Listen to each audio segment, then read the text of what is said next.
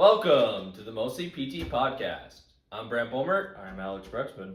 Today's episode is sponsored by a Q-tip. Tips. Q-tips. Plural. One Q-tip. There's two Q. The brand is called Q-tip. Sponsored by Q-tips, because we do not want to be sponsored by an actual brand. Not sponsored, but not sponsored. Alright, we're just going to move on. What? You gotta clean your ear. Nah, they actually make it worse. Did you know that? Yeah, they're actually made for like cleaning keyboards and stuff. When they were first made? Yeah, like getting in between the keys. Why wouldn't you just use like a cotton ball? That's what a Q-tip is a cotton ball with a stick through it. Besides the point. Let's move on. All right, episode 18. 18. That's kind of crazy. It is crazy. What are we gonna do? We've almost been doing this for a year. I looked back the other day. What? Like we're close. Like, hang on, let me look quick. It might be 9. Like our first video was 9 months, but it's closer than you'd think. It doesn't seem. Our first video doing it that long. 9 months ago. Well, we've had a few that's been like 6-week breaks in between. Right, but I'm saying the start of the channel was April 6th. That was our first episode when it was just audio. No. That was the first one we posted. The first one with audio. Oh, I'd have to. That's probably a couple weeks. That'll be released on the 100th episode. That is extremely entertaining. I'm still alive. You're gonna be alive. You're not gonna be alive in 5 years. That's what we're on pace for. Depends on the snail scenario. What if we have like a terrible friend breakup and never talk to each other again? Would we still post? I mean, the likelihood of that happening at our age is pretty high. What if we just go our separate ways and never talk to each other again and this channel dies? I would find a new co-host. Wow. Would you sell me my stake in the company? We're worth a total of 3 cents. Not even. Oh. All right, we're gonna get right into we got a little bit different, not a would you rather question, more of a scenario question. Kind of So like either are you gonna do it or are you not gonna do it? Kind of like the gorilla and snakes thing. Yeah. Kind of like that one, like a survival thing, ish. You want to say? Because I don't. Yeah, I'll say it. And we're gonna do the PT last because Brant didn't like the flow, and I kind of agreed with him better, and it allows us to wake our minds up a little bit with some active discussion before we get into the important topic. Warm up a bit. Episode. So the scenario is, if we decided on 100 million. Yeah, 100 Okay, million. you are offered $100 million, U.S. currency. Oh, I'd prefer euros, but No, you wouldn't. Anyways, you are given $100 million today, but there is a snail placed somewhere on Earth, and it is actively chasing you, and if it touches you, you die. You get $100 million. Some logistics before we get into it about the snail. Yep, write this down. You are the only person that can see the snail. No one else knows the snail exists. And it's very specific. Like when you see the snail, you know it's a snail. Like if it has like a green light, like an aura coming off of it, or what? An aura, like it's Snails got aura. an aurora. Oh, like the lights. Right. Okay. Like It's a glowing snail. a glowing green snail, but it's a regular size snail. That makes it even However, better. the average size, and it travels the same speed as a snail, obviously. But it will take the most efficient path to get to you, and it is one purpose in life is to get to you and to touch you. And if it touches Stupid snail. you die. It cannot like fly or swim, but it can take other modes of transportation to you. But if it's in Africa and it gets all the way to the coast, it has to board a ship, plane, etc. Snails can't get go to- underwater. That's when I see snails. Is underwater. What? Yes. When have you seen Snails go underwater. Have you seen a snail underwater? That's normally when I see snails. A sea snail? Okay, I guess it can, Alex it is can just go. finding out that snails can go in water. It can go underwater, but it still travels at What do the you mean? same. It lives underwater. That's usually No, where they snails don't. live. They don't Well, live when underwater. you get a snail for a pet, it's in water. It's in a little tank. Yeah. There's no way. I'm not like just now learning about this. Their natural You habitat is probably not should have water. known that before you picked your answer. I haven't picked my answer yet. Anyways, it can go into water, whatever, but it has to travel at the You should same. really say it can go on land. Okay. It Okay, travels at the same remote pace that a snail does. It does not increase in speed, does not decrease in speed. It is constantly moving at the same speed. It never accelerates. It never accelerates. It is a pure velocity vector. Does it and the eat- direction is towards Does you. it have other does it need food? Doesn't need food to survive. Okay. Doesn't die. Doesn't die. You cannot kill the snail when you see it. Well, Like you can that would, touch it, end you the, die. that would end the topic. Right. You could. And if you killed it, you'd. I mean, yeah. All right. You cannot kill the snail, and if you touch it, you die. Okay. So that's the logistics here. Well, so like the reason why you can only see the snails, you can't have other people locate it for you. Is that the reason? Yeah, Okay. that's a good reason. Why is it glowing? Just to make it Like easier? just like it's there. Like if it's in the dark in the middle of the night in your room and it somehow gets into your room and something's glowing green, you're like, oh my gosh, that's a snail. Okay. But there isn't like a warning signal. Like if it's 5 miles away or 10 miles away, you don't know. You never know the location of the snail unless you can see it. Does that make sense? Yeah. So you can't put one of those Apple tags on it. Can't put you can't put an apple. If you touch it, let's make it so if you touch it with anything, you die too.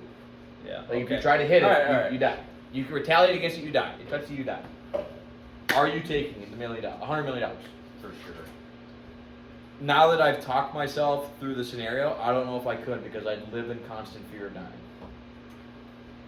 It's not I mean, some people do that regardless if the snail's chasing them or not. But Yeah, but yeah. Okay. That besides the point.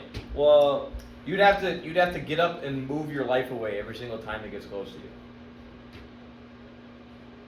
And would the $100 million last you enough your whole life to be able to do that?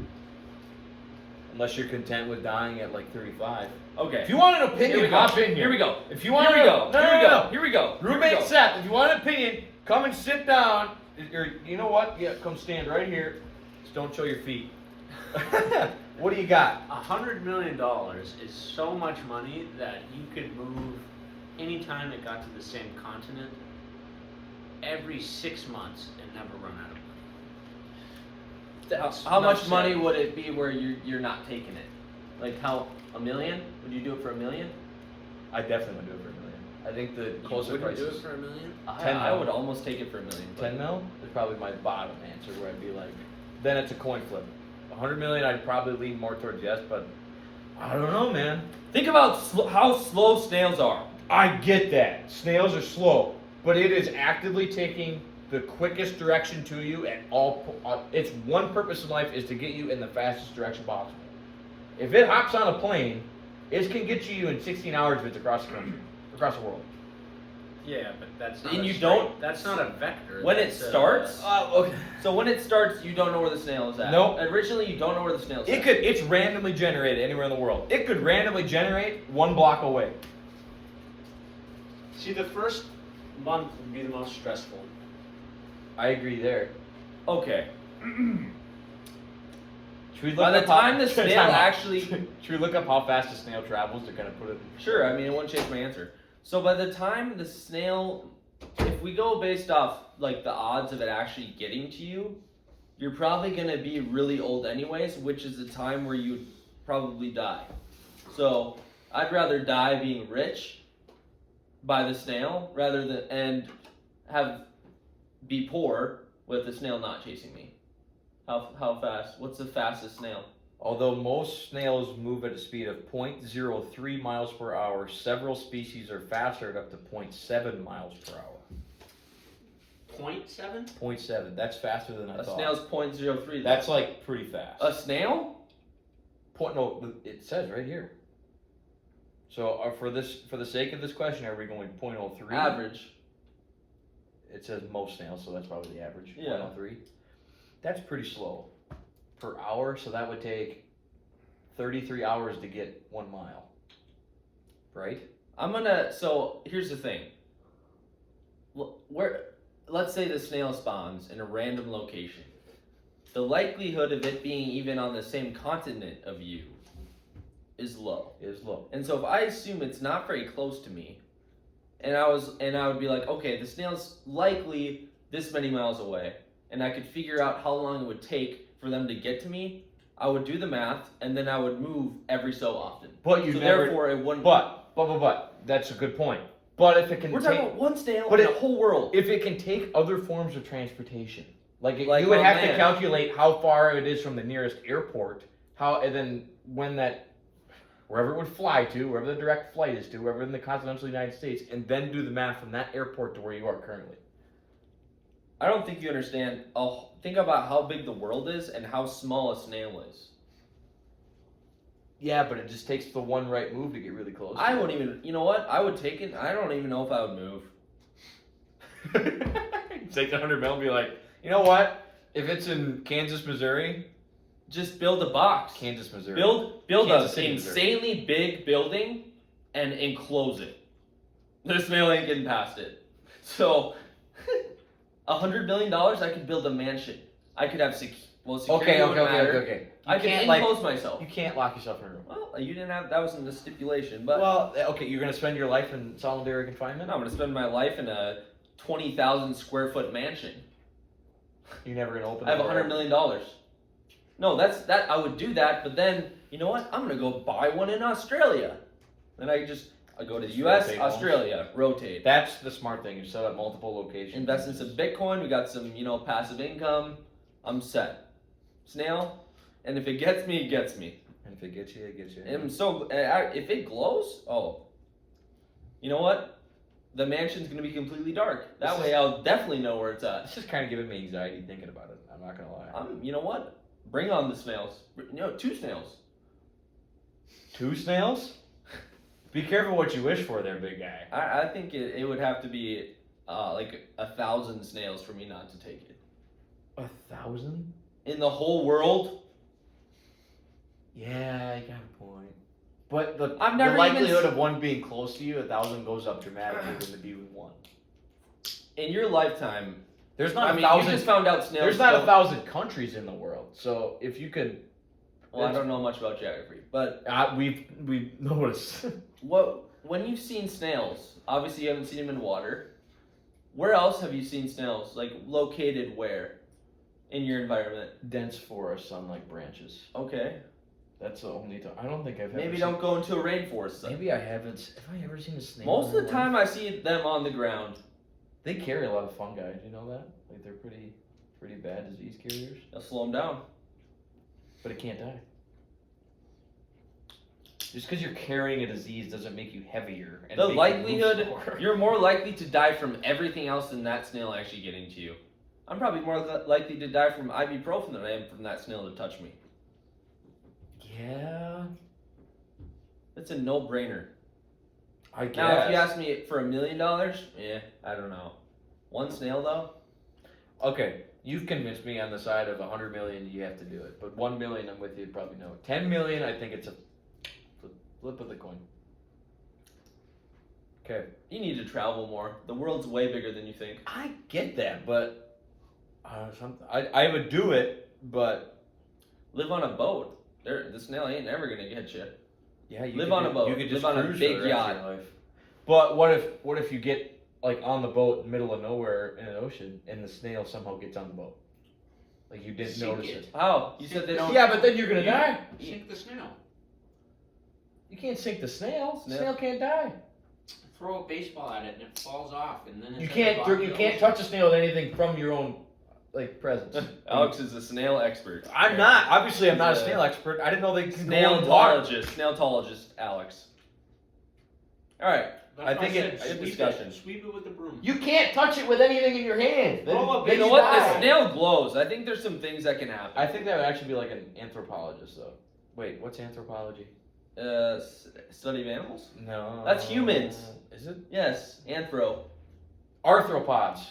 Arthropology. Maybe. Arthropods? Anthropology. Women's clothing. Oh, never mind. Wait, what? Maybe- Anthropology. No, hang on. The study of people past and Yeah. present. Okay. What's arthropology? Study of joints. Arthrokinematics. Yeah. I don't think that's a thing, but Arthropology. I don't think it's a thing. It's not a word. speaking of, I mean, we're looking up some facts. More of an arthrokinematic guy. Arthrokinematics. Yeah. Now that we're on that topic, how's school going? Started yesterday. So. How's it going? I didn't say when it. Fantastic. Okay. Syllabus days kind of don't like I love exist. syllabus day. Exist in PT school. I mean, they do. Yeah, they do. But like, it's like the first 20 minutes and then like 2 hours of lecture. Like, it's not as laid back as undergrad. I called it syllabus week. Yeah. Like your first week, you did nothing. Like you sat there, you got the syllabus, probably in and out, 25 minutes. If you went to syllabus day. If you went to syllabus, I always did. I wasn't a big don't go to class guy. Really? I was always a bit like, if I was bored, I'd still I'd be like, oh, I got class today, I got something to do, you know. Okay. Not a whole lot going on in Vermilion, South Dakota. Hey, I don't know, man. Yeah, I You're just a great student. Speaking of that, how have you like any tips or anything for the viewers out there of how to survive PT school? That brings us into our PT topic of today, ladies and gentlemen. How to survive physical therapy school 101. Brant and Alex's Declassified. Someone currently surviving and someone who survived. Yeah, surviving as in heads above water. I'm kidding, it's not. Tips. I think I want to talk misconceptions first. Go for it. The biggest misconception I was led to believe is like you have no free time. Like you are 100% busy every single from like the moment you wake up to the moment you go to sleep. You eat, sleep, and breathe. I mean, some people might be. Some people might be, but I'm totally not like that. I thought grad school was easier than undergrad. I wouldn't agree there. I would definitely not agree there. I think it's just less time consuming than people make it out to be. Depending on what school you go to. That's obviously a big factor and a role in it. But like studying purposes, yeah, you got to study. Yeah, how do you succeed how do you pass classes? Like, are they really that hard? What's your studying tips? Let's get into how to survive.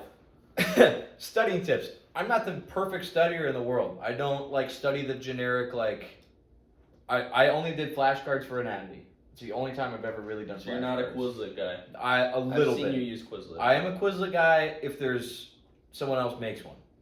I don't usually go out of my way to make my own Quizlets unless it's something difficult like anatomy. I did, but where it was just straight memorization, know the origin, insertion, action, nerve innervation. That I made Quizlets for.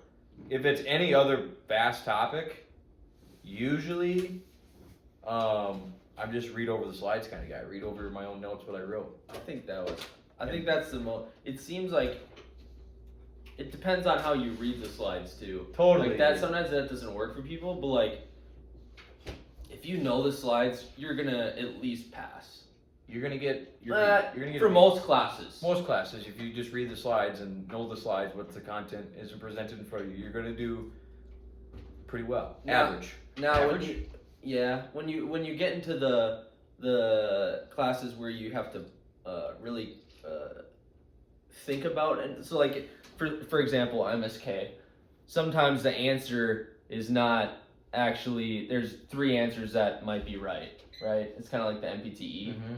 But also, think about the questions that are made by the teachers. Okay? That's what in PT school, it's always like, oh, it depends. So how do you do, and if you don't know this, most of the tests in PT school are multiple choice. 75, 80%. Of the questions are multiple choice. All tests are multiple choice questions. Yeah. And most of physical therapy is gray area. You see how that doesn't match up? As you go along, the more gray it becomes, I would feel. It is less black and white. First year for our curriculum or whatever, it's here's the question, here's the answer, know it. Now it's here's the question, figure out the answer. And so if you can understand the concepts, you're golden. I think that's what I've gotten way better at, or maybe not way better, but I've used to my advantage. is not necessarily per se like per class. You know your professors well after you've had them once or twice. You know what they're going to ask. You know how they ask their questions. What are you Jurgen? What are you doing? He's got dry skin or whatever. Just using a Jergens lotion moisturizes Like, the body. You are given like, let's say 500 slides on an exam. Like that's like however many slides there are. Realistic. That's a total of 500 slides. I can probably predict that 250 of those slides are not going to be quizzed on. Like they're there for information, but there's no way someone can ask a question about what is on the slide. Objective slide, probably not on there. Kinda. Or like if it's talking about a chart or whatever, and it's just showing you what it is, they're not going to be like at 85%. What is this? Not really going to ask that. Not Like the actual understanding chart. how the way the tests are made help you study and what you need to prepare for. Yeah. That's what I think is important. If you can understand that, then you can dial in what you really need to focus on. That's how I think you do well. That's how I do well. Yeah. I feel. Yeah. If I can understand like what is really being quizzed over and what I can divvy out between that's important to know versus what's not important to know, then I feel like I can do well test taking. Will that help me in the future? I don't know. But if I can understand the main concepts, then I can use clinical reasoning skills in my executive decision making to formulate hypotheses based on other skills in the future. Probability statistics guy. I'm a probability and statistics guy. You're made for multiple choice questions. I love multiple choice questions. I love being like, nope, not that one, not that one. That's a good one, not that one. That's a better one. Yeah. I love that. Love that feeling. I think the way I studied changed throughout PT school too. My first year, I feel like I studied a lot more because I didn't really know how to study. And my second and third year, partly because I cared, but like I was more at the point where like, hey, I just care about being a physical therapist more than I do about getting the perfect score on an exam, because I understood, hey, even if I get a B or even a C, right, in a test, that doesn't mean I'm a terrible physical therapist. That just means I'm like, because it doesn't, I would say being good at getting good grades in school does not correlate with how good a therapist you are. GPA I would doesn't- argue it might be inversely correlated, but I don't know about that. maybe with the board, I don't know, to some extent. I can agree for like if you are your GPA only matters so much. Like obviously you need the required GPA to probably get it. Well, you need the required GPA to get into PT school. Your GPA in PT school doesn't matter a ton as long as you are passing your classes. Like if you have a 4.0 compared to a 3.5, Same. that Same could outcome. be, the 3.5 student could be a much better physical therapist than the 4.0. Yeah, okay. Or they could be I- exactly the same. Yeah, I take back my, I mean, it Like doesn't that. really matter. Because, Yeah. but what I'm saying is like my study strategies changed. It was more about, I kind of was like, hey, because like I got really close to all my classmates. So I was like, hey, I'm probably not going to see my classmates that often after PT school. So I focused more on like enjoying school, right? Goofing off here and there, probably a little bit too much sometimes. But also just like enjoying school, going to school and be like, hey, I'm glad to be going to school right now.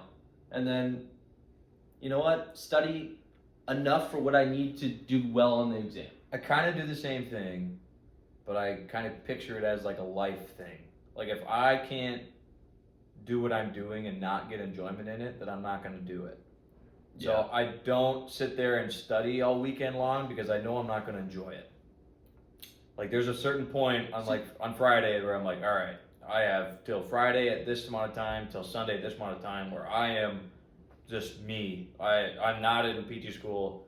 I'm watching sports or whatever, going to work out, doing other things other than being in control. Obviously, it's a big time requirement and a big demand to be able to study and get desirable grades and stuff like that. But if I can't push it away and be like, yeah, I'm not going to do it.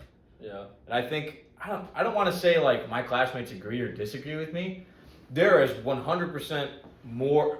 Like it is true that there are people that study much more than I do, and that is I think it's 100% okay.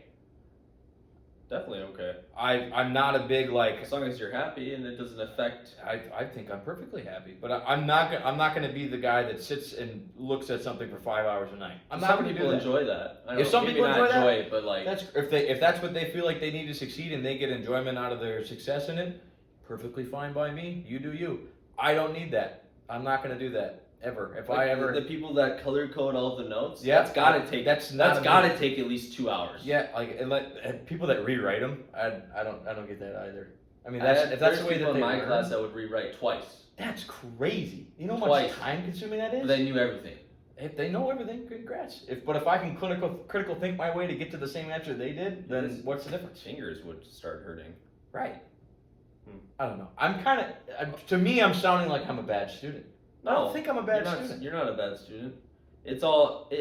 I think it's because if you think about it, you're in PT school to become a physical therapist, right? Right. Think of it as your job. The 3 years is your job is to do well in school. You want to do well in school Mhm. because you want to know you want to know things in order to be a good therapist. You have to know things, but then you also have to don't let school actually affect like your mental health, right? Or like There's days where it's gonna be stressful, especially there was a few times where it's like 4 or 5 exams in 1 week. that's bad. That's when you that lean sucks. on your classmates, right? That's when you lean It's on your that's when you bond the most with your classmates because you guys are all going through it. I have tried to do like in life in PT school and like in the clinic. Like there is a professional me, there is a school me, and there is an outside of school me. You're bipolar. They're not bipolar. Oh, try. All right, what was that? That was rude. There's a professional me, apologize. and there's a have fun, not a have fun me, but there's an outside of school me. And when I'm in school, when I'm studying, I'm in this area. I'm locked in. I'm learning what I need to learn, showing up, ready to do well in the exam, studying hard, whatever. There's also this side of me that's like, I'm gonna go do whatever I want, go have fun. I'm not gonna worry about school for a little bit. I'm gonna go live my life. I have those two completely separate. Like when I go into the clinic during clinical, I'm much more shifted over here. As soon as I get out of clinical, To professional, Alex? yeah. But as soon as I go home for the day, I'm me. Like there's kind of Yeah. we talk about a little bit in the Yeah. professionalism, Yeah. like flipping the switch, kind of. Yeah. It's kind of the same thing with school. Like I know when I need to lock in, I know when I need to focus and study and do well on something, or put my time Yeah. towards it to get better at something. And I know when I just need to chill out and relax. Yeah. If I can't separate those two, then I don't want to do it in life. But I've found a pretty decent balance in Yeah. between, I think. It's the balance is key. Balance Everyone's is key. different. Everyone's different. You may be, if you're in PT school right now or you just graduate, you may think back and be like, my nose was in a book the entire time. I was always looking at the textbook. I was always. Don't get textbooks, by the way. Yeah. I shouldn't be saying that. That's not I'm not gonna say that. You I can think say it's that. a- You graduated. Maybe some textbooks. I would say for the most part, you probably don't need Get the them. phys rehab. Depending. If you're a book person, I'm not a book guy. I'll just put that out there. Not a book guy. if it's a book that over $90, probably you don't need it. Maybe, but We are not medical professionals. We do not listen to our advice. Okay, You I want can't say that 'cause you are a medical to delve into dive. delve. We want to dive into. No, I'm delving. Last thing. I'm delving. Let's wrap it up here. What do you got? I would say the second biggest part about surviving PT school is the practicals. That's almost. I still like when practicals. Does it give you the shivers? When practicals go around, I'm in the professional bubble, and then like part of my personal life leaks into it, and I just get incredibly anxious. I hate practicals. Hate them to death. They are not very hard, I would say. I don't think they're very challenging. They shouldn't, but high stress. There's an immense amount of stress for whatever reason why, and they're always a like, reason. oh yeah, just don't stress about it, whatever, don't stress. And then it's like stress, and they're not Because like, you you can get what fail I'm an saying? exam, you can't fail practical. right. That's why You don't want to fail. No, but I'm just saying, you go into it thinking, if I fail, I could get kicked out of, not say kicked out, but like on probation or whatever. Yeah, You know like what I mean? looking back, like first year practicals, That's the worst. I was like, this is the end of the world. This has got to be the hardest thing ever. And you get in there, and it takes X amount of time, and you're like, oh, that wasn't that bad. Cortisol levels were I'm so high. always like, after every single practical, I swear I say to myself, oh, that wasn't too bad. Like it's like I've worried for like a week about this test or this practical on Friday, and it wasn't even that bad. It's just the build up to it, I think, is terrible for me. And then we get certain time slots, and I swear I'm always last or like near the bottom. And I'm like, great, now I have to wait for 2 hours of my day, wake up, read through the material that I've read through 6 times already, and it's like, yeah, I know what I'm doing. And then you get in there and you're like, do I know what I'm doing? And then your proctor looks at you like, do you know what you're doing? Which matters who your proctor is. Oh my gosh. That also matters. It So does. proctor is the person that's grading your practicals. So they decide if you passed or not.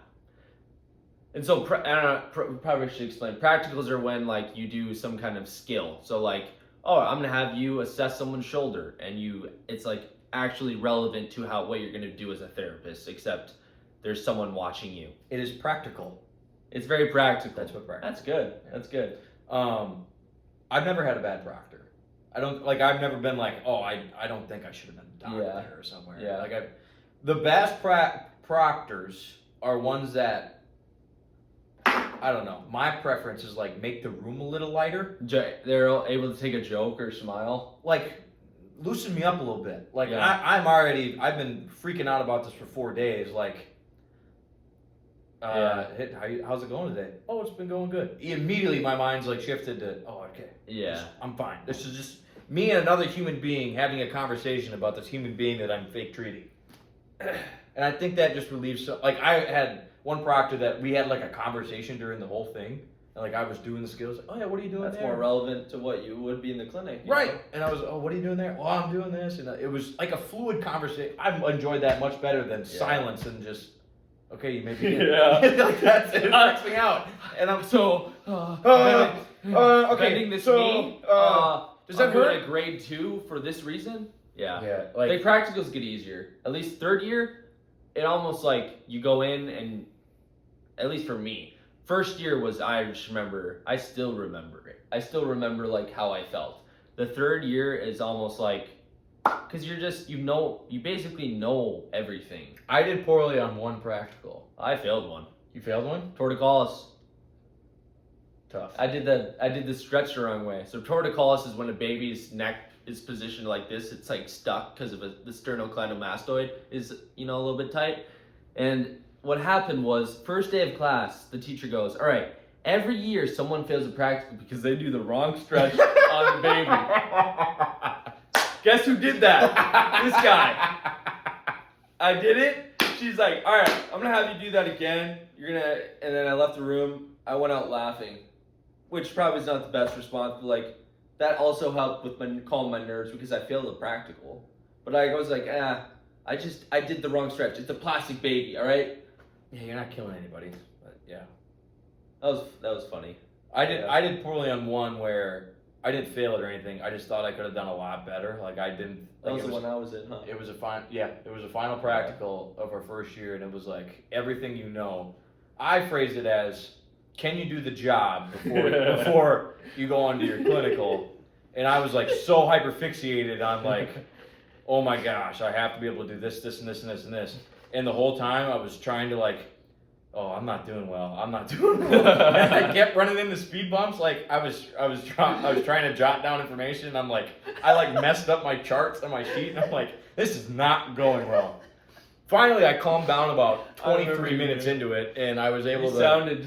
You sounded. I was as nervous I think I've ever been. I mean, my hand was sitting there just going like this. Like I was scared to touch the patient or like the person portraying it. The hardest thing about practicals is getting over the stress and the nerves for them. That is literally the hardest thing. The actual practical itself, pretty straightforward and easy if you listen to directions. Hardest thing about the practical is the mental block. I'm gonna eat some escargot tonight. Just on a snail topic. This has been episode 18. Mostly PT Pod out. We'll see you in the next one.